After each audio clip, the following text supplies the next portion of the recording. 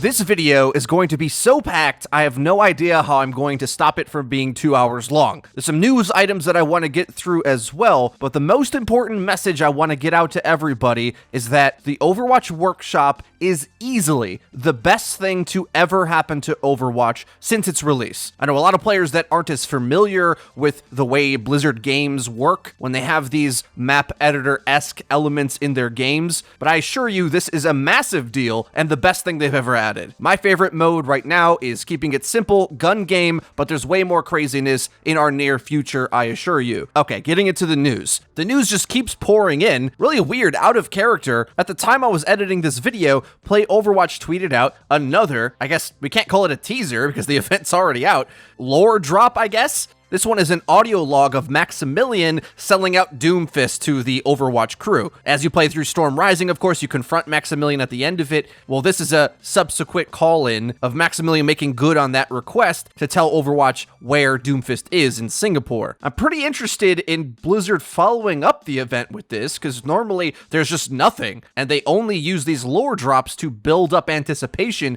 for an event coming through, but this might, again, be a new strategy for Blizzard to keep building more lore even after an event has somewhat concluded. So pretty cool. It seems like Blizzard is pulling out the big guns, announcing Workshop, and then also just today, both Blizzcon and the Overwatch World Cup got confirmed, which is a big deal because there were some question marks over both of them. Last year's Blizzcon was kind of a fail, making people wonder, are they going to skip a year if they don't have big news to bring? The scheduling of the Overwatch World Cup didn't make any sense, but all of that's been hashed out. First up, Blizzcon. You can get your tickets on May 4th and then again on May 8th. This year they're doing something that I think is pretty cool. A day before the event, there's a Welcome to BlizzCon pregame just to hang out, because there's never enough time to do everything and talk to anybody. As somebody who goes there just to cover Overwatch, I barely have 2 seconds to even meet other creators or fans. We did organize a big Overwatch creator fan meetup last year. I'm sure we'll do that again, and it makes more sense to do it when things aren't going on, just to hang out at this kind of pregame. After last year being a overall letdown on multiple areas, I would expect them to be trying to bring the heat this year after the huge PR backlash, especially surrounding Diablo. But as far as Overwatch is concerned, I think next year is a year they really want to hit the ground running because Overwatch League goes to the home cities, meaning they want as much momentum as they can moving towards that and start selling out venues across the world. Now, speaking of competitive Overwatch, with all of the OWL going on, stretched out with such a long schedule, as well as the Tier 2 competitions for Overwatch contenders, there's going to be an international gauntlet, which thought maybe was going to overlap with the Overwatch World Cup.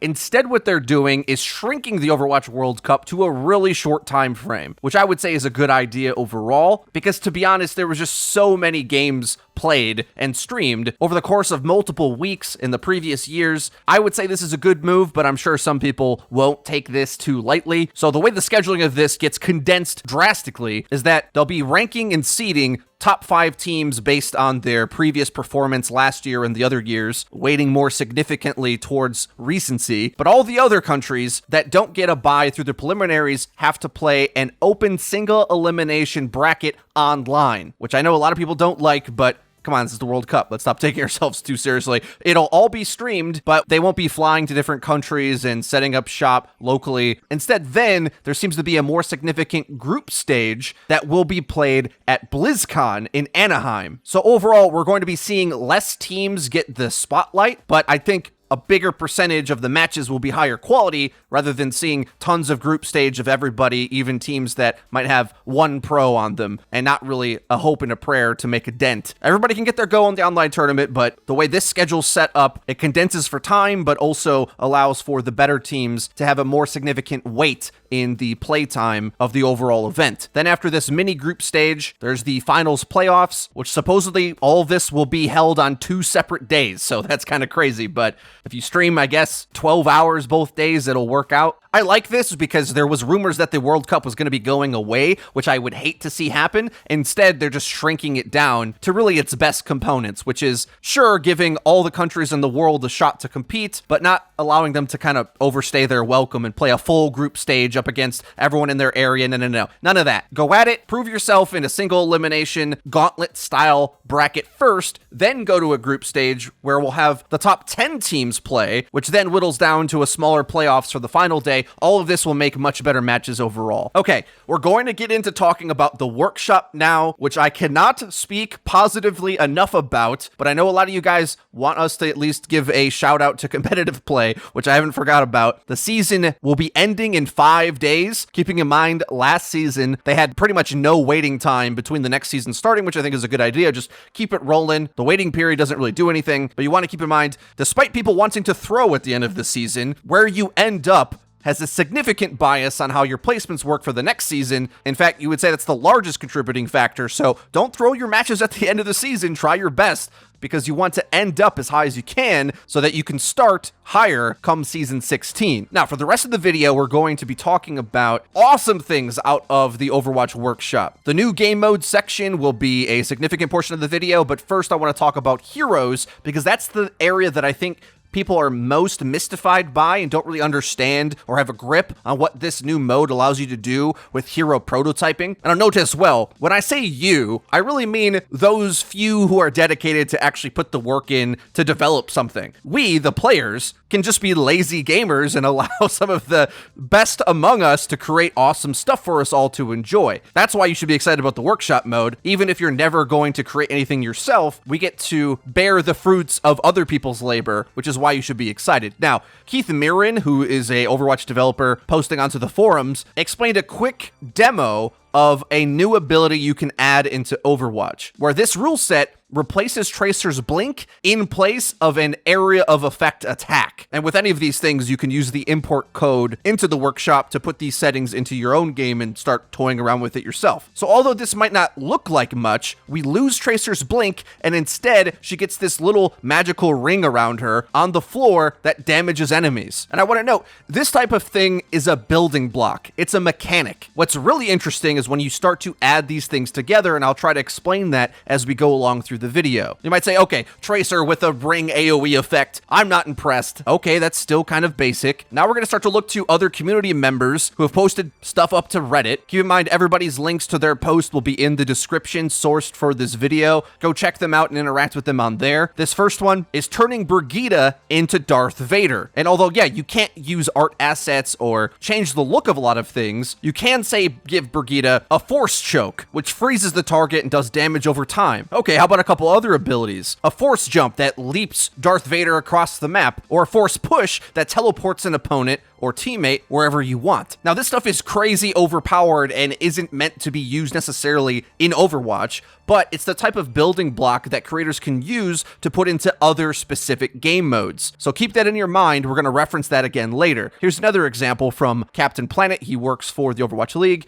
This changed ASHE's weapon to do damage over time upon a kill. It's sort of like a corpse explosion ability. And the way it works is really complex and would never be in the main game, but this sort of craziness is what spawned a game like Dota, which is incredibly complex and just has all these overwhelming systems on top of each other playing at the same time, which is what makes me so excited once these things start to get combined with one another. Some of the early modes are just wacky and fun, like Beyblade mode or Tank Deathmatch, where you play a turreted Bastion that always moves forward, but you can't strafe. But other modes have a bit more potential. There's the Battle Royale archetype, which Blizzard put in this fancy dome for us to play with, and it's just waiting to have actual systems wrapped around the game mode in order to make it work as an actual Battle Royale. An example of this Battle Royale mechanic worked in a very silly game mode is Diva Bumper Cars. Yep, you just fly at each other and try to knock each other out of the ring. And although this lobby didn't really have a rule set in place for there to be clear winners and losers, but again, we're in early days with this kind of stuff where the mechanics get built and then the win conditions and the rule sets, all that gets ironed out over time. And once popular rule sets become mainstream in the community and get shared around, well, it's just simple plug and play, where all you need is a code to import and you can play the same mode that everybody else is, which makes me so excited because these little mechanics that people invent eventually become core game mechanics or systems or modes that can be incredibly popular. Overwatch players, we know the character Roadhog, for example, hook a player in, do a follow-up kill, but funnily enough, that was developed in Warcraft 3, changing a character, the Abomination, to give him this crazy chain hook that pulled enemies close. Well, now everything's gone full circle circle, and this Reddit user now changed Roadhog's chain hook to be a grappling hook. You can just imagine the nutty games that can be made from that. Other things that you should know about from the workshop: Widow headshot only mode, which teleports you to where your limbs are, makes for some crazy gameplay. There's been rollout or race game modes like Wrecking Ball Racing, or this one is a Lucio Rollout mode where you try to get to the end as fast as you can. There's even a leaderboard on the right for the fastest completion time. Changes in perspective, third person mode is awesome for playing Genji. There's a forced top-down perspective, which I think would work pretty well in some of these hide-and-go-seek modes I see people make, or whatever, in other game modes that we haven't even thought of yet. There's a Super Smash Brothers game mode where the damage you deal bobbles the enemy and accumulates more over time. If you ever wanted to know what it felt like to play with an actual aim bot, you can put that in too. I'm sure you could even program that to be an ultimate ability that you achieve or get for doing something, even going off to cap a mini objective to grab it like it's a pickup or a power-up. The sky's the limit with this stuff, guys. That's what I'm trying to tell you. Torb can wall climb. There's even a rudimentary ping system, which I think it's more accurate to call it like marking from Battlefield. It looks a little bit more like that to me. Mercy players, you even can go back to the glory days to get mass res back. There's no fancy animation and it's still going to look like Valkyrie, but you can in fact swoop in and res your entire team or play a game mode that allows you to do that. All in all, guys, I'm absolutely blown away by the tool set that we've been given from the dev team. This is what actual content and features look like, and my hat's off to them. I'm super pumped to keep continuing to cover game modes and community-based stuff that keeps coming out. Feel free to send me your modes, different rule sets, hero designs, ways that you're incorporating new playstyles, modes, whatever. I'm sure eventually a dominant battle royale will come out. I'd like to see one that has like mini objectives scattered across the big map of different value and allow you to go over to cap it and then turn yourself into a more powerful hero from there. These types of things takes a lot of time to build, but the cool thing is, while this is on the PTR for those of you on console, or if you don't have time to do the work or invest onto the PTR, by the time this comes out in a few weeks or however long it's going to take, I'm not sure. I'm sure there's got to be a lot of bugs with this kind of thing. We're already going to have so many new modes for you the day it launches for real into the live game. So a ton to be excited for with Overwatch. If you have access to the PTR, I suggest you go on there even just to play gun game alone. It's so hyped to just go from hero to hero, chaining together multiple kills in a row. It's my favorite mode by far, but I'm sure that there's going to be new modes that I might even get more invested into. So let me know your thoughts in the comment section down below. If you enjoyed the video, please be sure to leave it a like. It really does help us out and just know that you're enjoying the content. And if you haven't already, please subscribe and be sure to hit the bell icon so that you get notified when our videos go live. Link to the description is our Twitter, where we tweet out news, updates, and dank memes. That's been for me. I've been FREEDO for your Overwatch. See you guys next time.